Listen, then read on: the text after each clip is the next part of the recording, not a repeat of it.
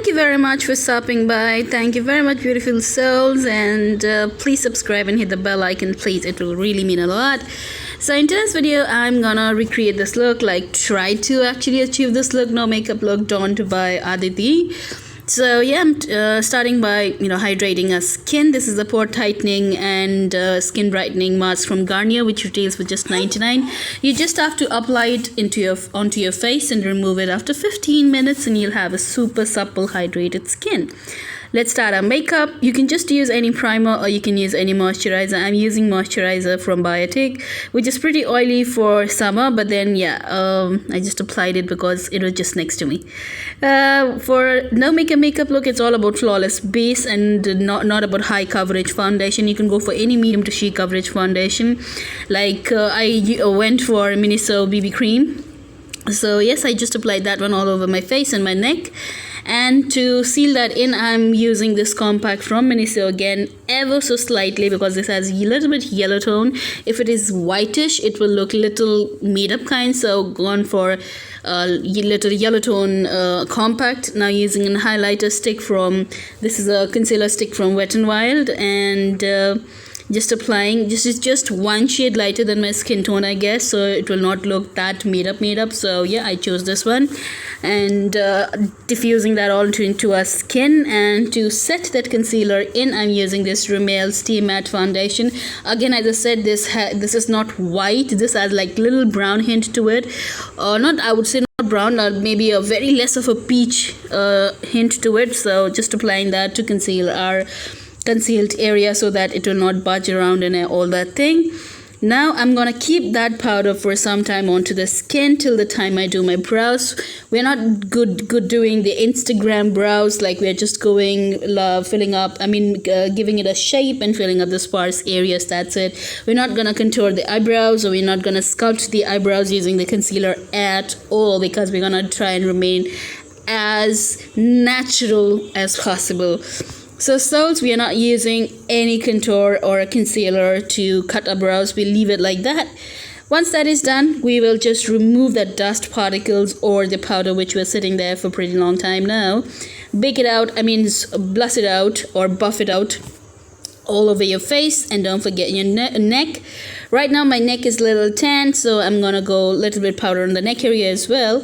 I'm using this Oriflame, this I don't know what the name is, but then you can find it in Oriflame website. So it has this combination of a bronze and a blush, and it definitely looks very natural onto the skin tone. This is ever so slightly hint of a little bit of sheen as well, so it will give a very good flush of color along with the shine to your face. And as you see, once you apply the foundation, your face looks flat and same color all the way. So this is gonna bring some warmth back to your face. Like you can even use contour if you want. If you have light tan, you can. I do not, so I'm gonna use this one too, because it gives a very natural coverage and all, and no harsh contouring at all. So once this is done, what we are gonna do is we are gonna just buff this all into the skin, because whatever you're applying, you need to make sure that it is well buffed into the skin, because no makeup look is like putting product, of course, almost every product, but then buffing it into the skin really well and making it look like a skin is the main funder.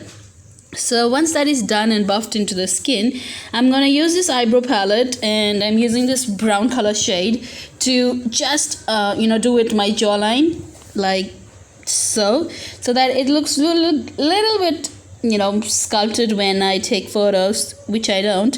But then yeah, if you want, you can definitely do this step. If you have yellow shade in your eyeshadows, or if you have a contour powder, you can use that one. So I just used my eyebrow powder brown shade to little bit of into the jawline area. Also, if you saw that picture, she has a very good flush of beautiful shine onto her face. I'm gonna go with this highlighter, which is from Makeup Revolution, and the shade is Radiant. I opted for this one because this gives just so good reflection onto the face. Not that much, it is not blinding, even though I don't like it. It's a little chalky and all. You have to be very very focused when you're wearing this one, because you're gonna put that highlighter all over your instead of putting it into the highlighting area, you might end up all over your cheek and all. So yeah, but then this gives a very natural glow. For our eyes, we're not gonna do any sort of a lining or harsh eyeshadows and all. So if you see your eyeshadow, your eyelid area when you do not have a makeup on, it's either little pinkish or little light brownish or little dark brownish or a grayish in nature, depends on people to people. So that's what I'm gonna bring it back into the eyelid area, and she also has the same, I guess. So little bit of a brown eyeshadow, ever so slightly, or yeah, onto the screen in just no particular order, just applying it all over the eyelid area. And for my blush, for No Makeup look, once you pick up the product, just make sure you dust it off into the back of your hand or wherever it is possible, so that all the pigment does not go onto the cheek area just at once, like you see in my screen. Just wipe it off and then blush it all over your cheekbones and all. For mascara, I'm using this Maybelline mascara, which is a waterproof mascara. Of course, you just have to use one coat, I guess. If you use double coat, then it will of course have lump and all. It will not look that natural. For my lips, I'm gonna go with this Maybelline Lip Gradation Mauve 1, which is a very perfect new shade for my particular color scheme, or my particular skin color or tone, or whatever you call it. It's just next to my lip color actually. So yeah, this is going for a nude lips, so that's what I applied right here. If you want, you can top this up with little bit of lip gloss to make it look ting. And once that is done, just pat your finger just ever so slightly onto your lips as well, so that it does not look like you have a lipstick on your face.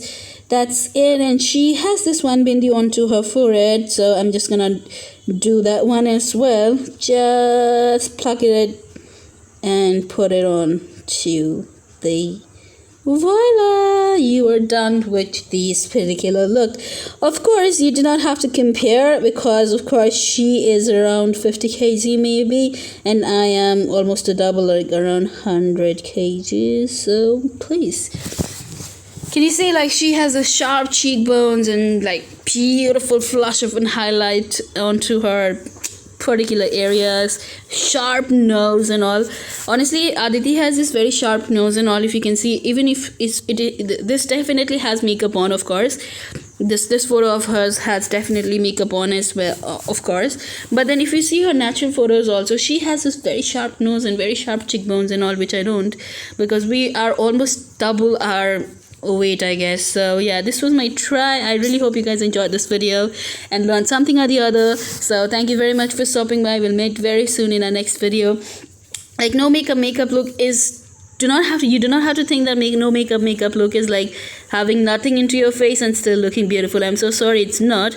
In fact, no makeup looks actually takes much more longer period of time, because you just have to blend. And when you're blending that, what happens is when you're topping up the product, you tend to make it cakey. You just have to have that right sort of a technique to do it. Otherwise, you'll end up in fact, like when you try to do no makeup look, at least me, I tend to make it very cakey and all. I have to redo things, so it takes more period of time, like blending, buffing it in really well, whatever you're wearing. So no